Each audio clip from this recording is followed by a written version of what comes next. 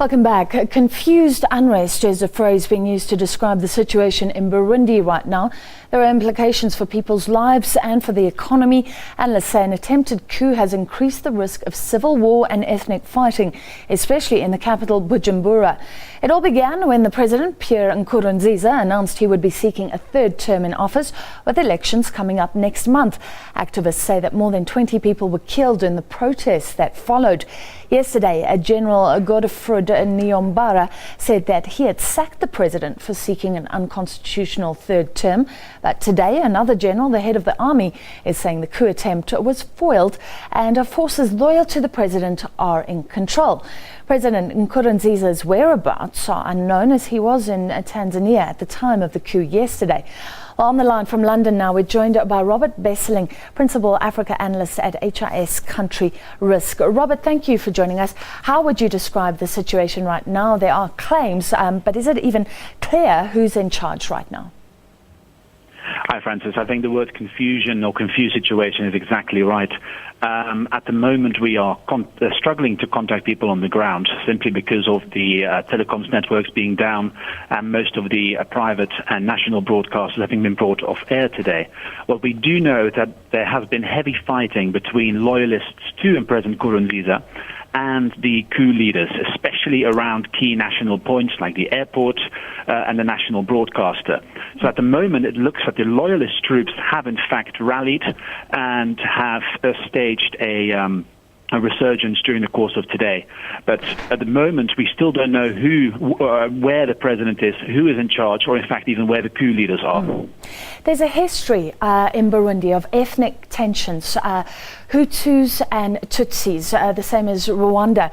Is there any fear of that being sparked again? Because as I understand, this general who declared the coup yesterday is a former member of Nkurunziza's administration. So is it factionalism among the ruling elite itself, or is this now signs of a huge schism in the army? It's a bit of both, Francis.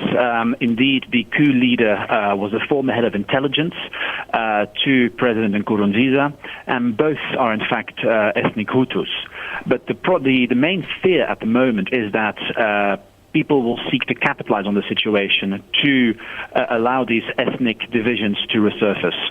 What we're already seeing is the Hutu militia, which is allied to the ruling party, having staged attacks on Tutsi communities. And we are especially monitoring ethnic violence in the south and western regions, especially around the internally displaced people camps, as well as refugee camps along the Tanzanian and DRC side of the borders. The army itself was split equally, I understand, between Hutus and Tutsis, according to the Arusha agreement. Has that been working, or has it always been a tenuous situation? It's one of the great successes of the 2006 Arusha agreement that the army has in fact been able to allow both Tutsis and Hutus to fill up senior ranks. And quite crudely, the Burundian army is quite an efficient fighting force these days. It's highly disciplined and gets a lot of support from the U.S. military as well. Major worry, however, is the police force, which is still dominated by ethnic Hutus and has been acting, according to some local reports, with the Hutu youth militia. Sure. Okay, let's talk about the economic implications. Robert, tell us a little bit about the Burundian economy. It's not well known what they produce. What sort of investment activity has been going on there? Well, Burundi is not one of those destinations in Africa where a lot of investment has been flowing to. Certainly, we are seeing infrastructure development, with large construction firms moving in for rail and road links, but most of the foreign investment really comes from South African and Kenyan and European companies. And that's mostly in sectors such as retail and banks. And beyond that, we have a number of key airlines, including Ethiopian Airways, Kenyan Airways, and Brussels Airlines, which all operate in Bujumbura. But apart from those major companies, there is no major investment in Burundi. If we look at the bigger picture, is there a threat because of its proximity to other countries in East Africa, to the way they're viewed after West Africa was hit by Ebola? Is the African story that was so exciting a few years ago changing? Well, this is only a small example on the wider African continent, of course. But to put it into a regional context, there is a severe risk of spillover of this conflict, especially if it starts to gain a ethnic dimension as well. In that case, we could see spillover into the refugee camps in Tanzania and Rwanda, and we could potentially even see a military intervention by those neighboring countries, or even by the African Union or United Nations. For investment perceptions, we know the astute investors separate countries in Africa, but sometimes we're lumped together.